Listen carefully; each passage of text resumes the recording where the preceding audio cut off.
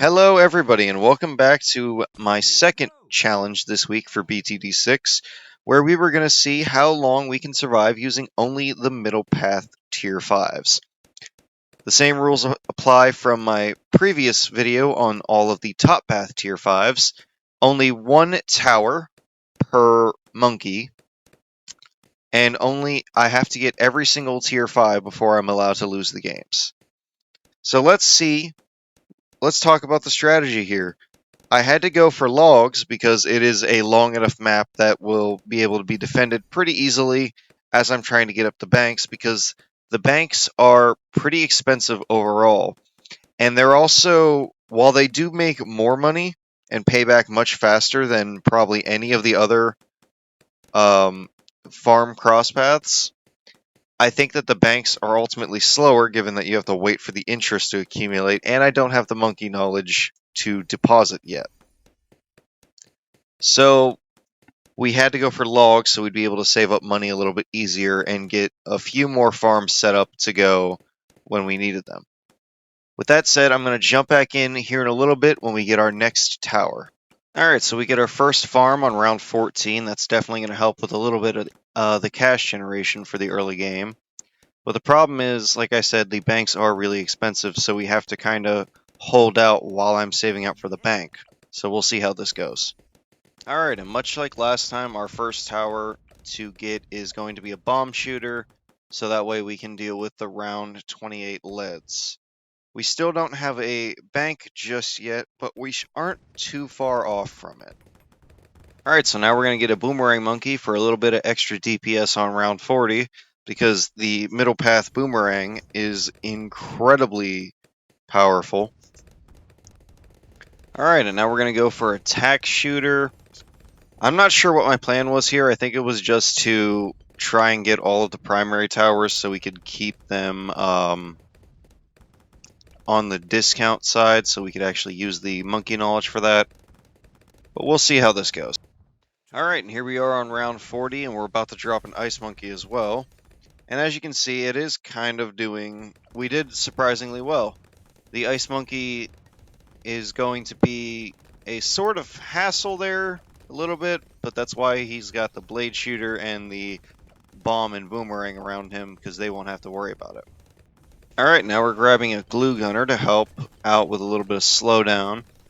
I don't really like the middle path glue gunner because you don't stick to the Moabs unless you use you cross path with the top one, which kind of takes away the main effect you would want from a high pierce glue gunner, but that's a topic for another video. Alright, now we're getting a sniper. That'll help out a little bit with the farming situation. Since we have 2 banks and a sniper, we'll be able to get a pretty good chunk of change to actually start progressing with our defense a little bit better. Alright, now we have a sub that will become very useful shortly. I just wish we could get the Energizer for this so we could really take advantage of the cooldown effect. But maybe next time. Alright, now we get the boat to complete the water duo. And we should be getting close to having almost half of our defense ready. And now we start on our flying guys with the monkey ace, which should be really helpful with its ability later on. Alright, and now we get the heli pilot, which will be really helpful with the blowback ability it has. Got the mortar we're going to put over in the corner for a little bit of more DPS. So there's no really good area to put the Dartling gun on this map, but I choose to put it here so that we can take advantage of the most amount of range we can get from it. And we can also do a real quick view of round 60 to see just how well we hold up. We have a lot more towers this time than we do with the tier 5 top path one, and we hold off surprisingly well. Alright, just going to check back in for round 63, and it looks like we're handling it pretty well. The ice towers are really coming in clutch right there. I like that spot for it because with the Arctic wind, it's far enough that it could also catch attempted leaks as well and stop stuff right at the beginning. So it becomes a really useful tower right there. And 63 is done with no real problems. Alright, grabbing the first magic tower with the wizard monkey. that's going to come in handy because his Phoenix ability is very, very good, especially towards the late game. And now we get our Super Monkey, and you definitely want to put it in an area where it's going to make the most of its range for the anti-balloon ability. So I put it over there so we can get a little bit of cleanup in the event of an emergency. Alright, quick check-in with round 76, and as you can see, we surprisingly hold off somehow. I'm not even sure how we won that. I think the ice tower came in clutch there to help us out. Alright, now we have our ninja set up, which will be very useful because the ninja ability is incredibly good, especially the tier 5 one. So that we're going to use a lot. Alright, now we're getting the Alchemist, which probably won't be super useful for this because the Alchemist tier 5 and the Plasma Monkey tier 5, or the Dart Monkey tier 5 that we're using, both kind of suffer from the restriction of we're only allowed to have one type of, one tower per tower type. So we can't make the most out of their abilities, which is kind of going to suck, but we'll deal with it. Alright, now we're getting our Druid, and we're going to try and put him in an area where we can get the most out of his money-making ability. Because that's most likely what he's going to be used for the most in this. And right before we finish the hard mode, we get ourselves our Spike Factory. And let's just do a real quick check to see how we handle round 80. I don't think it'll be that bad. We have quite a lot of towers, so it's not like we're going to be severely lacking in overall DPS, but it is kind of worrying that we're almost at round 90 and don't have a single tier 5 just yet. But we handle round 80 pretty well. Alright, and then 5 rounds later we get the Monkeynomics tier 5 for the bank to really help us out. We place our final attacking tower with the NG, which probably won't be doing too much. We're mostly just going to be ultra boosting everything. And now the last one we need to grab is the village, which we will definitely be grabbing shortly. Alright, and with the village place, we now have our final tower down. And now we're just going to be working on getting all of the tier 5s as soon as we can. And then from there, we'll see just how long we can last.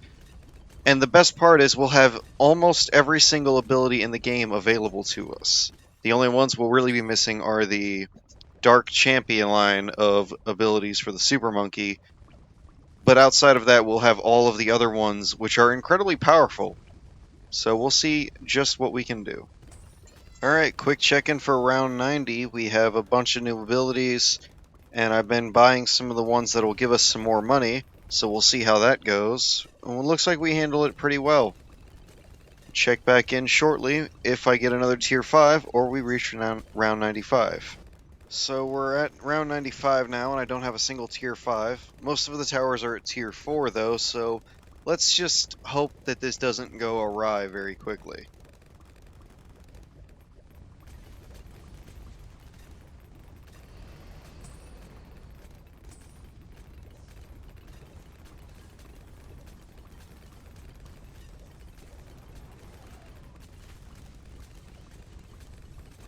Alright, we're pulling up around 98. Let's hope that this doesn't get any worse than it could be.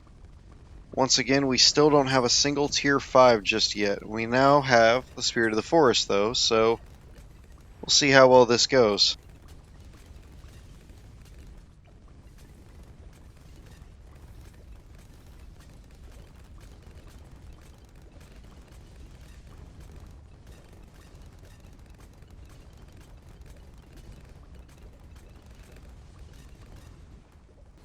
Alright, pulling in on round 100 here. We're now getting the preemptive strike, which is always lovely. But we don't have every tier 5 just yet, which, much like the last one, kind of will most likely come back to haunt us. But, I mean, we are doing pretty well so far. I haven't died yet.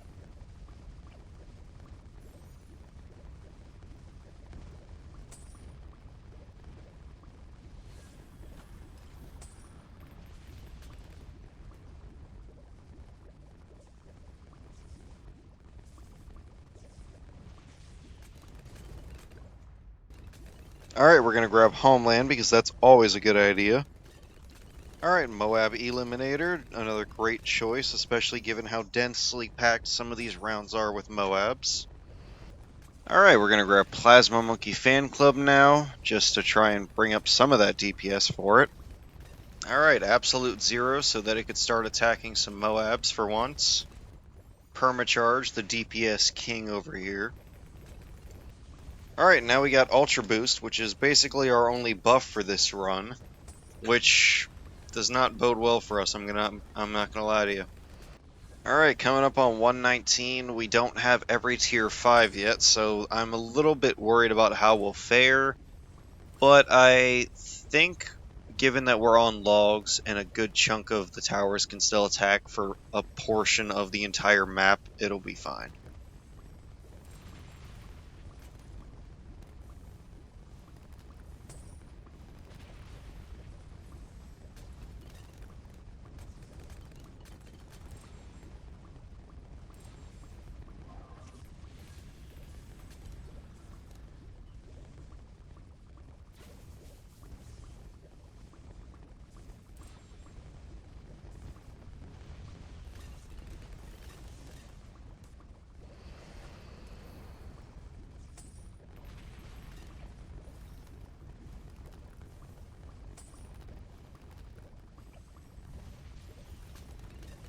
Alright, besides the game lagging out, we got the MAD right before round 20, so that should help a lot with our lacking in DPS.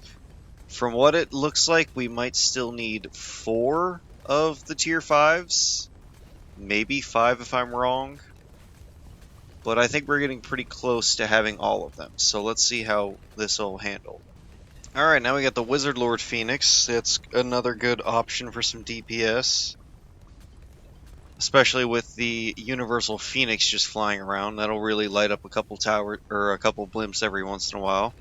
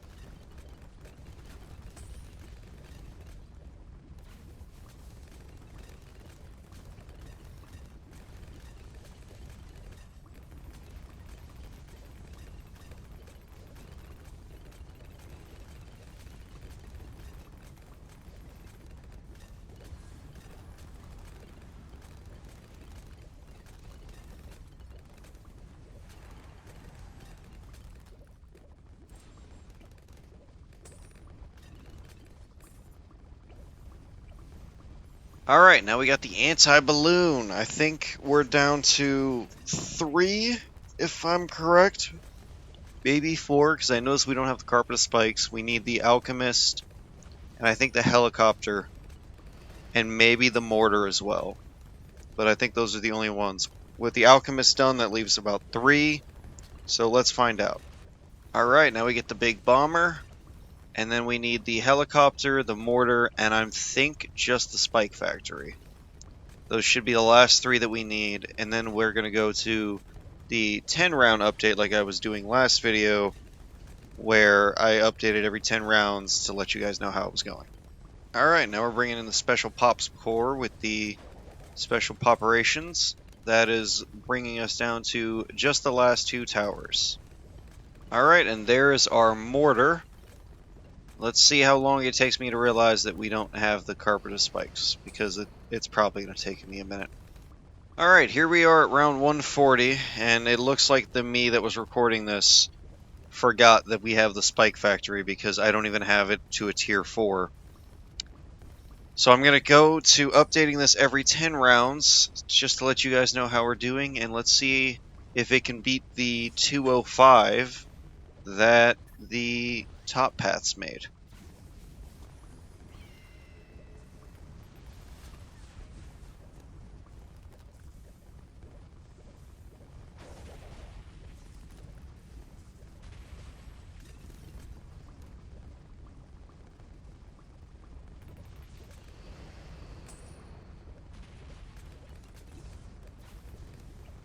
Hey, there we go. Better late than never, I guess.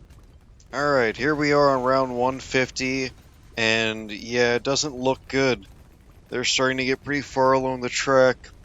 It's mostly the DDTs, though. Like, we can handle the bads pretty efficiently, but the DDTs are, like, just running laps around the track at this rate.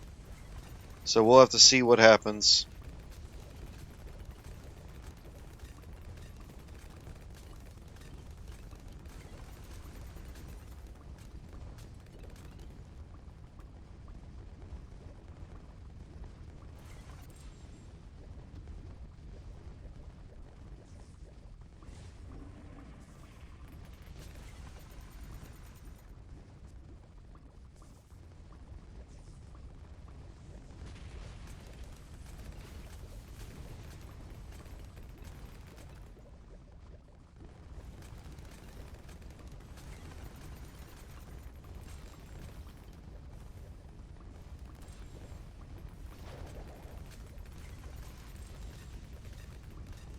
So I'm guessing you can judge by the length of the video that we don't have much more time left.